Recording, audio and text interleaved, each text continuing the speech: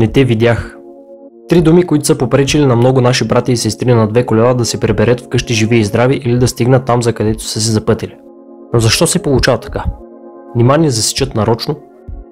Да гледаш цели 3 огледала, да даваш мигач, да спреш на проклетия стоп и да направиш качествен оглед на всяка страна, докато цъкаш или говориш по телефона, е наистина трудно. В никакъв случай не ги поставям под общ знаменател с 90% от колегите, които ми дават път и ме улесняват, за което им благодаря. Ние като мотоциклетисти трябва постоянно да внимаваме за останалите 10%, които не се стараят достатъчно, докато движат тон и половина маса. Трябва да се поставим на тяхно място, за да можем да разберем кои са факторите, които ни правят невидими за тези автомобилисти. Стикерите с надписа "Пази моториста" не вършат много работа. Хората няма как да опазят нещо, което е невидимо за тях. Отделно според мен е по-безотговорно да оставим собствената си безопасност в ръцете на други. Не се опитвам да ги оправдавам. Обратен завой на двойна непрекъсната лента по оживен булевард не може да се оправдае по никакъв начин. Дори в такъв случай, ако се движим със съобразена скорост, си създаваме опциите да се опитаме да спрем или да заобиколим препятствието. Бакшиша! Извинете.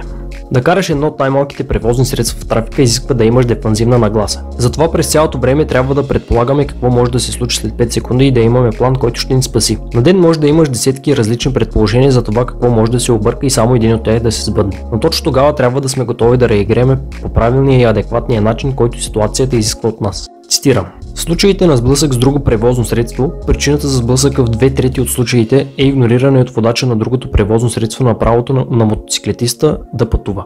Основната причина е, че другите шофьори не виждат и не разпознават мотоциклета. Тези водачи не са видели мотоциклета преди инцидента или са го видели твърде късно. Типичната конфигурация на злополука е внезапния ляв завой на автомобила пред движещ се мотоциклет. Най-вероятното място за инцидент с мотоциклети е кръстовище. Тези факти ни дават много важна и ценна информация. Да караш и да пътуваш на мотоциклет са съвсем различни неща. Нека карането го оставим за пистата, като че ли има десетки писти в България, или за извън града поне, където отговорността е изцяло наша и в сравнение не представляваме опасност за другите. В 99% от случаите ще го понесем ние, без значение от мястото. Дали сме с предимство или не. Ние сме крехките звена на пътя. Винаги трябва да сме наясно с тази тежка истина. Да уважим опасностите, които се крият в кръстовищата и да минем с ниска скорост, давайки възможност на другите да ни забележат. И време, разстояние и възможност за реакция на самите нас, ако правилно сме предположили онзи неприятен сценарий. Типична конфигурация на злополука е внезапния ляв завой на автомобила пред движещ се мотоциклет. В тази илюстрация това е Кирил, а това е Асен. И двамата от тях искат да завиват наляво. С зелено е отсветено полезрението на Кирил. Както виждате, има едно червено поле зад Асен, където Кирил буквално не смогва да вижда.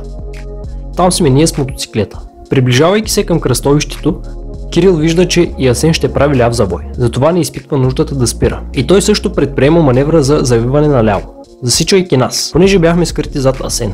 В случаите, когато Асен може да е в болнични и сме насаме с Кирил, е доста вероятно той да не успее да прецени колко сме далече от кръстовището и колко бързо се движим към него и да ни засече отново, понеже бърза за работа и да продължи промяната. Затова ние трябва да се научим да контролираме възможно най-много аспекти от нашето пътуване с мотоциклета в града и като цяло, за да сведем възможните рискове до минимум. Ще ви дам още един пример. Да кажем, че един автомобил ще прави ляв завой от Т-образно кръстовище. Оглежда се наляво, оглежда се надясно, но пак в момента, който гледа надясно, ние се оказваме зад електрически стълб, който отново ни закрива. То напълно. Да не забравим и за мъртвите точки на колите. В тези мъртви точки се побират цели други коли.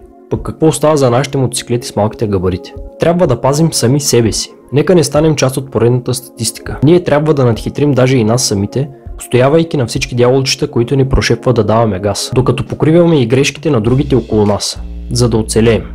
Заради себе си, заради семейството ни, заради децата ни, заради приятелите ни, заради близките ни. Да се научим да виждаме поне 5 секунди в бъдещето и да го контролираме доколкото е възможно.